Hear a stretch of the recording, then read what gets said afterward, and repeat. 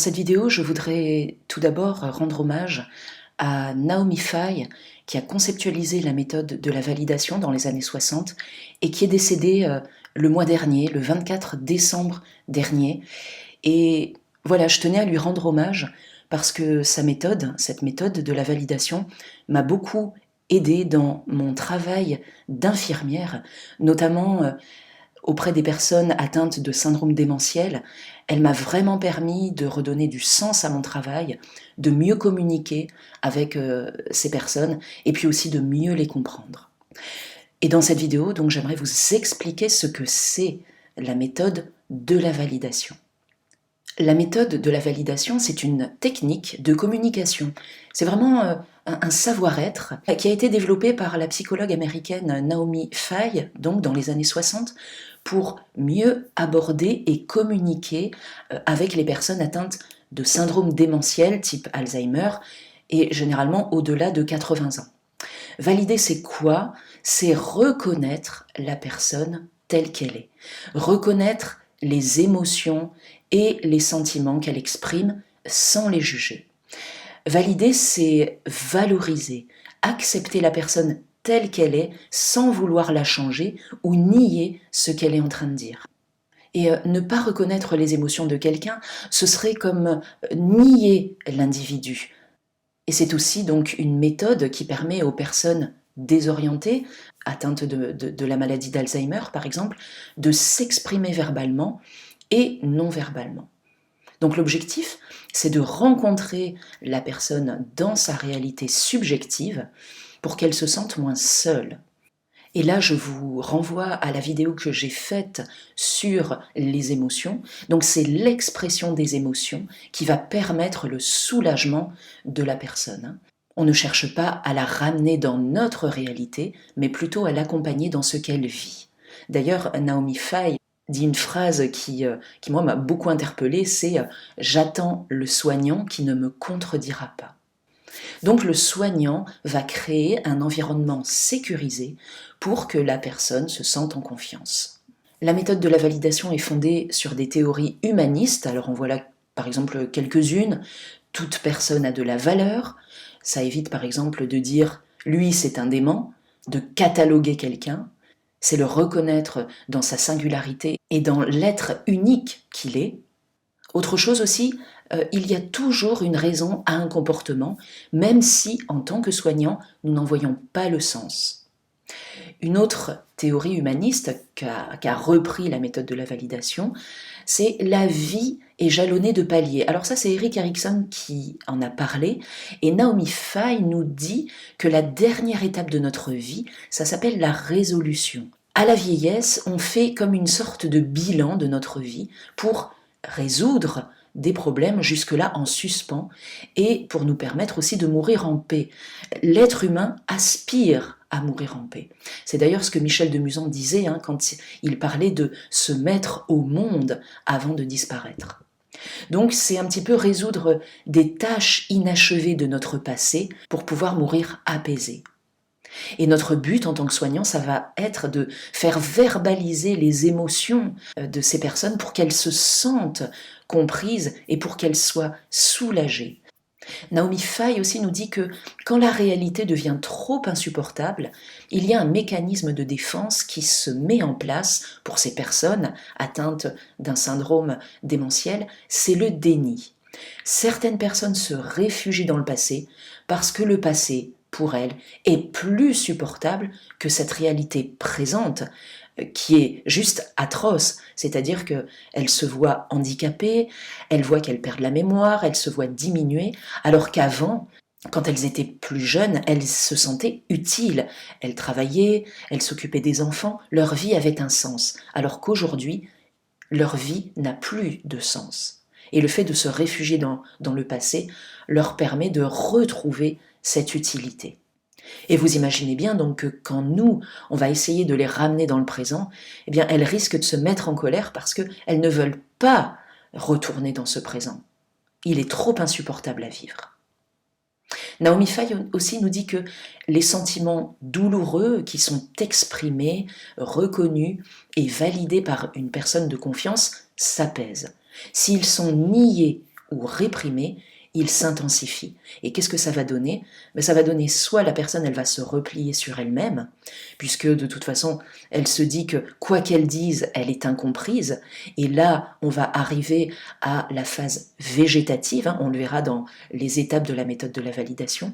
Ou alors, la personne donc, qui est niée dans ses émotions ou réprimée va avoir un comportement agressif pour revendiquer justement ce qu'elle ressent.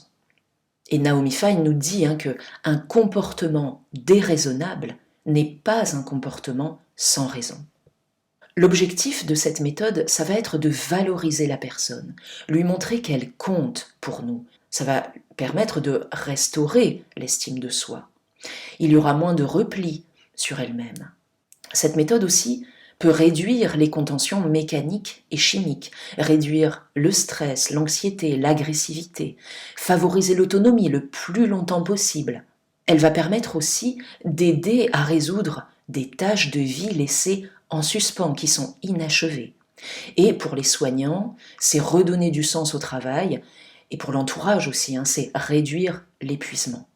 N'oublions pas que l'être humain a des besoins fondamentaux qui sont vraiment à considérer quand on est face à une personne atteinte de syndrome démentiel, le besoin de se sentir utile, le besoin d'écoute, le besoin d'être aimé, de reconnaissance et de considération, le besoin d'exprimer ses émotions et de se sentir entendu, et le besoin de sécurité et de confiance. Bien sûr, il y a d'autres besoins, mais cela, on peut dire que c'est vraiment des besoins fondamentaux pour prendre en soin les personnes atteintes de syndrome démentiel. Donc, dans cette phase de résolution, nous retrouvons 4 étapes que Naomi Fine a décrites. Tout d'abord, une phase de malorientation. La personne commence à perdre la mémoire, à ne plus se souvenir. Elle peut avoir d'ailleurs un comportement agressif parce qu'elle réalise qu'elle a du mal à se rappeler de certains événements. La deuxième phase, c'est la phase de confusion temporelle. La personne commence à mélanger le passé et le présent. Elle exprime un petit peu plus librement ses émotions et elle se replie un peu plus sur elle-même. Donc vous voyez, on voit l'aggravation de l'état de la personne si elle n'est pas validée régulièrement. Donc la troisième étape, ça va être l'étape de mouvements répétitifs.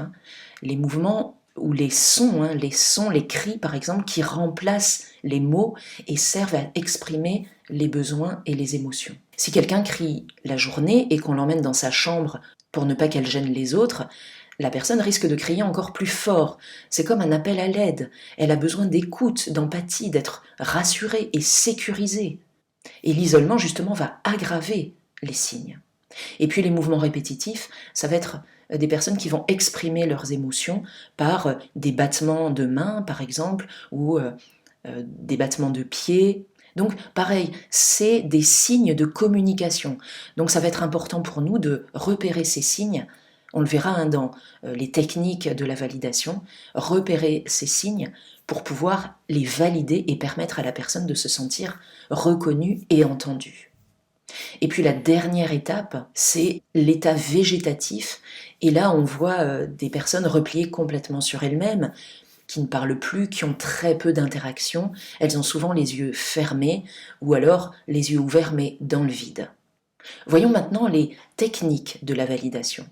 Ces techniques, elles s'articulent autour de 3 axes principaux. Et attention parce qu'en fonction de l'étape où en est la personne, on ne va pas utiliser les mêmes techniques. Et puis attention aussi parce que pour ces techniques de validation, chaque être humain est unique et ce qui marchera pour les uns ne fonctionnera pas forcément pour les autres. Tout d'abord, nous avons l'entrée en relation. On établit la relation. Et là, ça va être une étape plutôt silencieuse. Et elle s'articule autour, tout d'abord, du centrage du soignant. Se centrer. Se centrer, ça veut dire quoi? Ça veut dire prendre une respiration.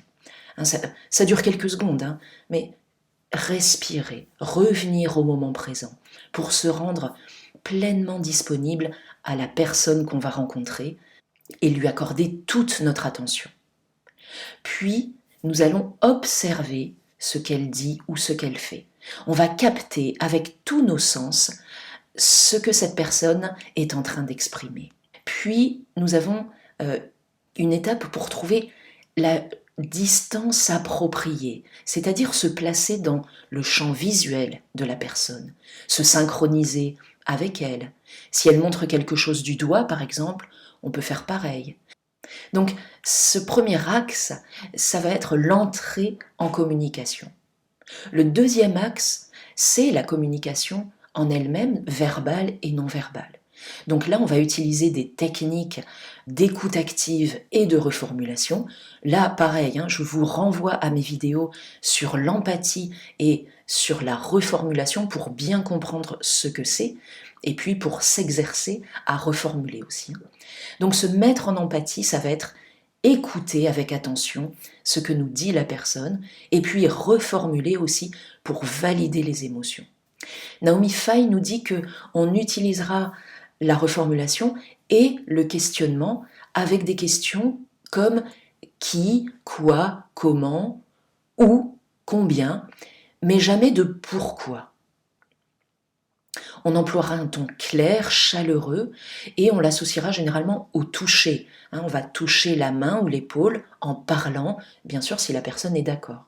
Par exemple, si une personne vous dit sur un ton assez dur « Ma voisine me vole mes affaires toute la nuit », on va utiliser, par exemple, « Où vous vole-t-elle vos affaires ? Qui est cette voisine ?» On évitera ainsi de lui dire trop directement « Mais non, elle ne vous vole pas vos affaires », sous-entendu, vous dites n'importe quoi. Et là, la personne, si on lui dit ça, si on va contre ce qu'elle nous dit, elle risque de se fermer.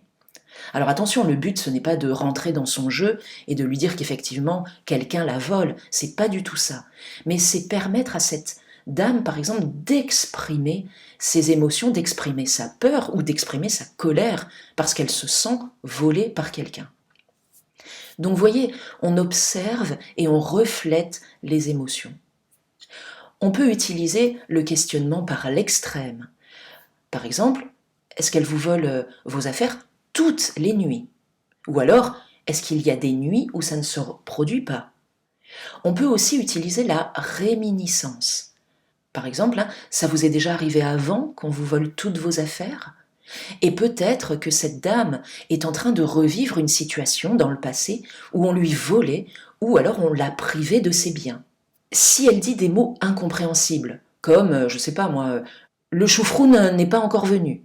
En tant que soignant, essayez de capter quelle est son émotion quand elle dit ça et reformuler en lui disant par exemple « Mais vous êtes angoissé parce que le choufroun n'est pas encore venu ?» Donc vous voyez, on essaye de faire verbaliser les émotions.